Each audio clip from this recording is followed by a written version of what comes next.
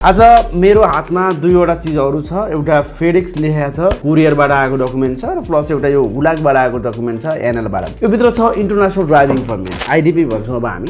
International driving permit तपाईसँग कुनै पनि देशको ड्राइभिङ लाइसेन्स छ भने त्यसलाई ट्रान्सलेट गरेर इन्टरनेशनल ड्राइभिङ परमिट बनाइसकेपछि हजुरले 150 वटा भन्दा बढी देशमा गाडी चलाउन मिल्छ। स्पेसिफिक केही टर्म्स एन्ड कन्डिसन्स पनि छ त्यसको लागि चाहिँ हजुरले हाम्रो अफिसमा रिच आउट गर्न पनि सक्नुहुन्छ।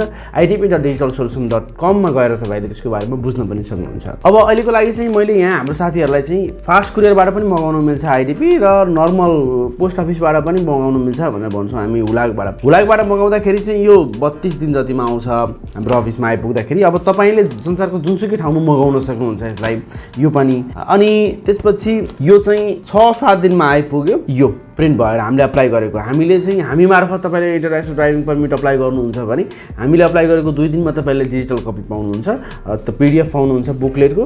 र अब फास्ट कुरियरबाट मगाउनु भयो भने चाहिँ हजुरले 7 दिनभित्र 7-8 दिन पर्लाले रुरल ठाउँमा पर्यो भने कोही ठाउँमा 3 दिनमा पनि आइपुग्छ यो पाउनुहुन्छ। यसको पनि 20 देखि 50 दिनसम्म लाग्छ, 40 दिनसम्म लाग्छ। अलि टाढा पर्यो भने मतलब 20 देखि 40 दिनमा यो नर्मल कुरियरबाट आउँछ।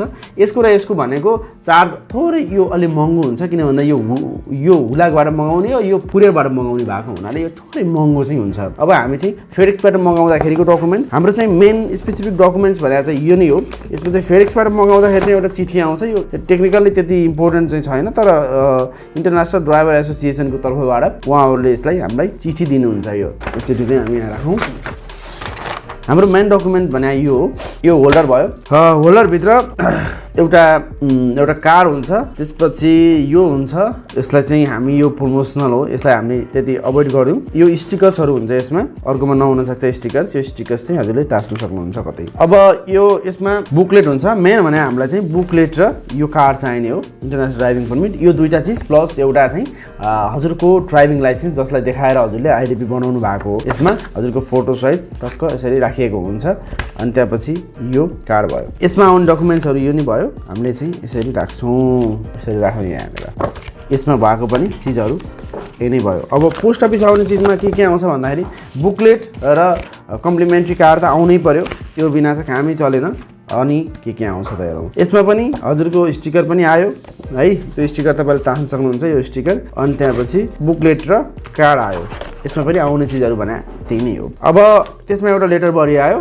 डकुमेन्ट चाहिँ सेम हो, तर हजुरको के बुझ्नु पर्यो भन्दाखेरि छिटो टाइममा आउने भयो है। छिटो टाइममा आउने यो चाहिँ हजुरले अभोइड गरिदिए हुन्छ। यति चाहिँ बोकेर हिँड्नु पर्यो बाहिर गएर गाडी चलाउँदाखेरि। त्यही नै भयो। हस्, इन्टरनेशनल ड्राइभिङ परमिट बनाउन चाहनुहुन्छ भने हजुरले हामीलाई idp.digitalsolutionnepal.com मा गएर तपाईँले आफै पनि अप्लाई गर्न सक्नुहुन्छ। प्लस हामीलाई व्हाट्सएपमा सम्पर्क गर्न सक्नुहुन्छ। Thank you so much for watching. Keep loving, keep supporting. Digital सोल्युसनलाई फलो गर्नु होला। नमस्ते।